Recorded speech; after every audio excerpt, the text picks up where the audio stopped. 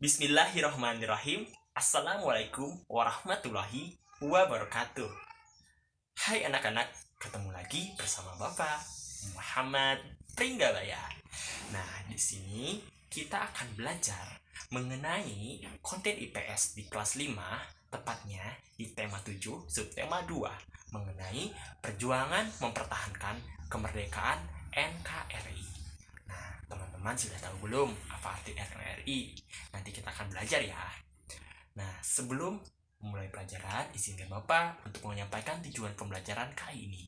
Yang pertama ada untuk mengetahui bagaimana perjuangan fisik yang dilakukan bangsa Indonesia dalam mempertahankan kemerdekaan Indonesia.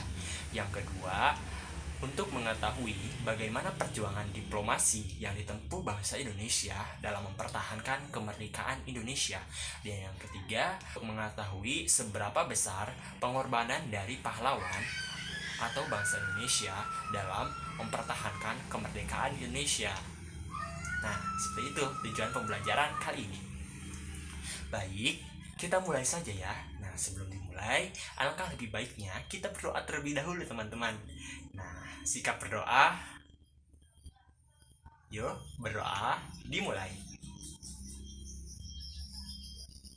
Berdoa selesai.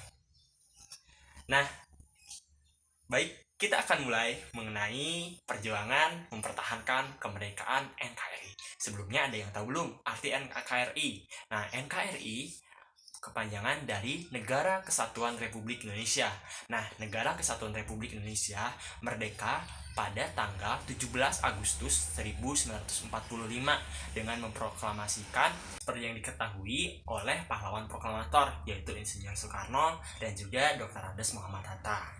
Nah, teman-teman, perlu diketahui setelah Indonesia merdeka 17 Agustus 1945, bangsa asing tidak menerima kemerdekaan Indonesia dan mencoba merebut kedaulatan Negara Kesatuan Republik Indonesia.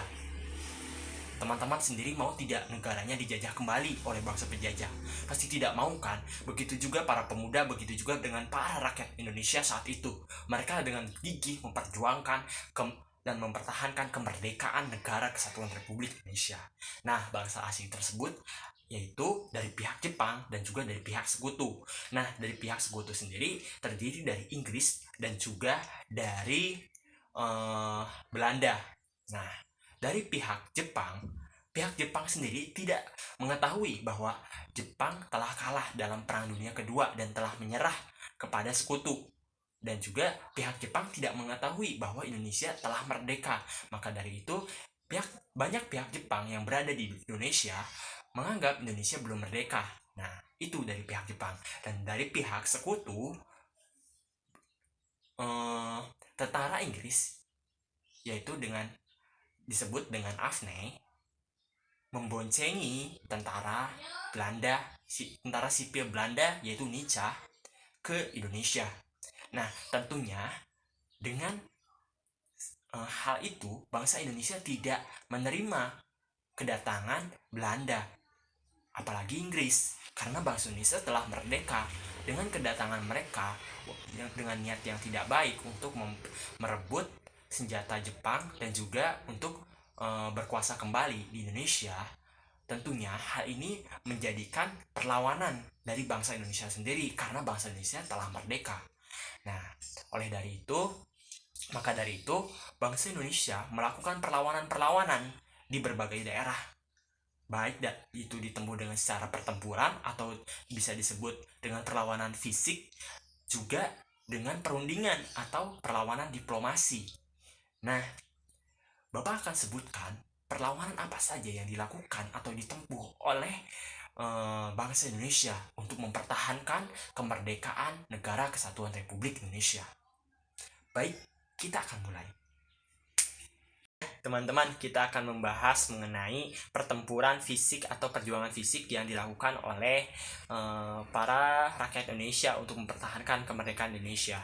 Nah, seperti teman-teman ketahui, perjuangan fisik ini tidak hanya melawan sekutu, tetapi juga melawan pihak Jepang. Oke deh, kita mulai saja ya. Yang pertama ada peristiwa Hotel Yamato atau insiden bendera pada tanggal 19 September 1945. Insiden ini bermula dari beberapa orang Belanda mengibarkan bendera merah putih biru atau bendera kebangsaan Belanda pada tiang di atas Hotel Yamato. Tentunya hal ini menyebabkan kemarahan dari rakyat Indonesia yang melihatnya. Maka dari itu, rakyat Indonesia menyerbu Hotel Yamato untuk menurunkan bendera Belanda karena tidak ingin bangsanya dijajah kembali oleh Belanda. Dan rakyat Indonesia berhasil menurunkan bendera Belanda dengan menyobek warna birunya. Setelah itu mengibarkan kembali bendera tersebut dengan warna merah putih. Nah, selanjutnya ada pertempuran 5 hari di Semarang. Pertempuran 5 hari di Semarang ini terjadi pada 15 sampai 20 Oktober 1945 dengan melibatkan pihak Jepang dan juga pihak TKR dan juga para pemuda Indonesia. Dalam pertempuran ini gugur juga Dr. Karyadi. Dan untuk menghormati jasa-jasa para pahlawan yang terlibat dalam pertempuran ini, pemerintah membangun Tugu Muda sebagai memperingati jasa-jasa pahlawan yang telah gugur dan juga telah berjuang di pertempuran 5 hari di Semarang.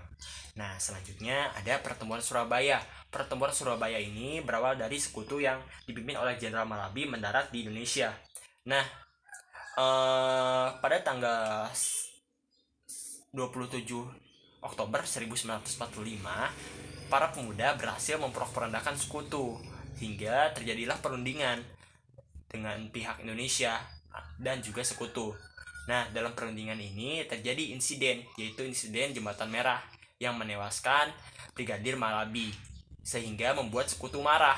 Dan juga pada tanggal 9 November 1945 sekutu mengeluarkan ultimatum, yaitu pihak Indonesia yang mempunyai senjata harus menyerahkan senjata tersebut kepada pihak sekutu selambat-lambatnya jam 6 pagi pada tanggal 10 November 1945. Nah, dengan dikeluarkan ultimatum tersebut, pihak Indonesia tidak sama sekali menggubris ultimatum tersebut, sehingga pada tanggal 10 November tepatnya jam 6 pagi belum ada pihak Indonesia yang menyerahkan senjatanya. Maka dari itu terjadilah perang antara sekutu dan juga pihak Indonesia. Nah, selanjutnya ada pertempuran Ambarawa. Nah, kedatangan Inggris yang dipimpin oleh Brigjen Beckel saat itu pada tanggal 20 Oktober 1945 dengan bertujuan untuk membebaskan tawanan perang sekutu. Brigjen Beckel itu menuju ke Magelang ya dari Semarang. Nah, kedatangan tersebut juga dibonceng oleh tentara Belanda, yaitu Nica.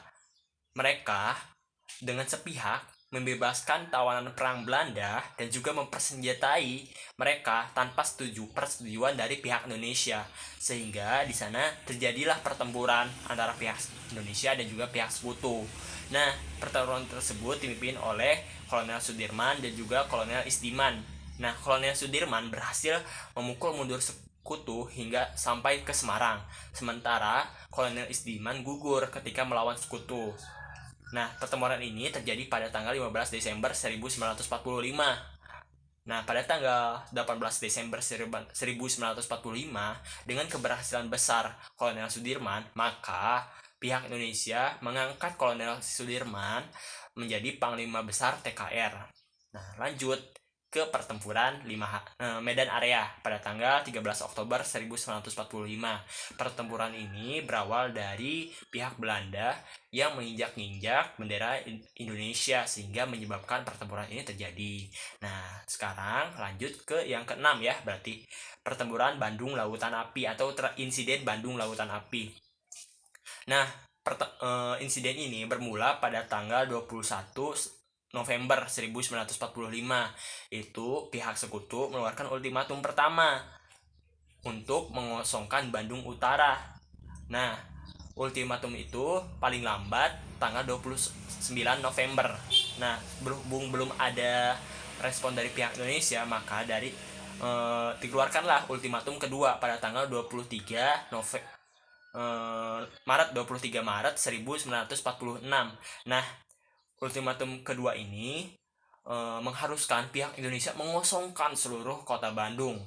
Maka dari itu, pihak TRI Jakarta menyuruh pejuang Indonesia yang ada di Bandung untuk mengosongkan kota Bandung. Sementara TRI yang di Yogyakarta menyuruh agar jangan dikosongkan kota Bandung. Nah, maka dari itu, pejuang di Bandung meninggalkan kota Bandung pada tanggal 23 Maret 1946 dengan berat hati dan juga berhubung tidak ingin bahwa kota Bandung ini dikuasai oleh sekutu, maka kota Bandung dibakar oleh para pemuda. Maka dari itu Ismail Marzuki mengabadikannya dengan lagu Halo Halo Bandung. Nah, sekarang yang terakhir ada serangan umum 1 Maret 1949 yang dipimpin oleh Jenderal Sudirman. Serangan umum ini membuktikan kepada dunia internasional bahwa TNI masih ada dan Indonesia masih berdiri kokoh. Maka dari itu terjadilah perundingan yang menyebabkan Belanda mengakui kemerdekaan Indonesia di KMB atau Konferensi Meja Bundar. Baik, kita akan membahas mengenai perjuangan diplomasi yang dilakukan oleh rakyat Indonesia dalam mempertahankan kemerdekaan NKRI. Yang pertama, ada perundingan Linggarjati yang dipimpin oleh Lord Keeler pada 11-13 November di Linggarjati, Cilimus, Kuningan, tepatnya di perbatasan Cirebon. Nah, dalam isi perundingan Linggarjati tersebut, Belanda mengakui secara de facto Indonesia yang terdiri dari Jawa, Sumatera, dan juga Madura. Dan juga Belanda sepakat untuk mendirikan RIS dan juga sepakat untuk meninggalkan paling selambat-lambatnya 1 Januari 1949 dari Indonesia. Akan tetapi Belanda melanggar perjanjian ini dengan melakukan agresi militer yang pertama. Nah, lanjut ada juga setelah perundingan Linggarjati gagal, diadakan perundingan lagi di atas kapal perang milik Amerika Serikat, yaitu UNS Renville yang kita sering dengar dengan perjanjian Renville. Nah, pada tanggal 8 Desember 1947, Belanda dan Indonesia bertemu kembali dalam perundingan. Nah, isi perundingan Renville ini yaitu Indonesia semakin sempit yang diakui wilayahnya, yaitu Jawa Tengah, Sumatera, dan Yogyakarta. Nah, perjanjian Renville ini juga dilanggar juga oleh Belanda dengan mengadakan agresi militer yang kedua. Maka muncullah perjanjian Rumroyen. Perjanjian Rumroyen ini terjadi pada 7 Mei 1949 di Hotel Des Indes, Jakarta. Nah, isi perjanjian ini yaitu Belanda harus menghentikan agresi militernya dan juga Indonesia juga harus menghentikan perang gerilyanya. Maka dari itu, perjanjian Rumroyen ini adalah perjanjian persiapan menuju Konferensi Meja Bundar, yaitu di mana Indonesia diakui secara penuh oleh Belanda dan juga Belanda dengan selambat-lambatnya 1 tahun harus meninggalkan Indonesia. Nah, mungkin itu sekian mengenai perjuangan untuk mempertahankan kemerdekaan Indonesia. Nah, ada yang harus teman-teman perhatikan dalam pelajaran ini. Yang pertama, teman-teman harus bisa mengambil hikmah atau mengambil makna dari perjuangan para pahlawan dalam mempertahankan kemerdekaan Indonesia. Nah, yang kedua, teman-teman harus cinta tanah air dan tidak rela bahwa tanah airnya diambil begitu saja oleh bangsa asing.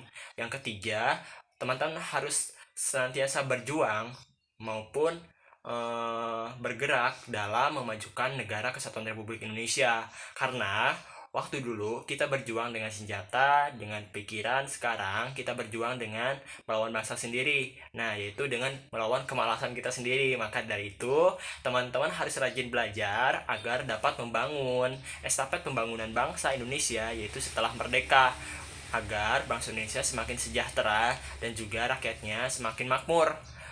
Oke, itu saja yang dapat Bapak sampaikan. Terima kasih atas perhatiannya teman-teman. Semoga teman-teman bisa mengambil makna dari pelajaran ini, dan semoga teman-teman semakin giat dalam belajar dan juga giat dalam berinovasi.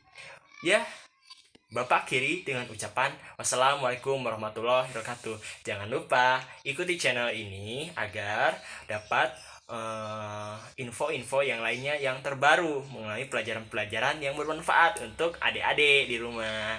Sampai jumpa.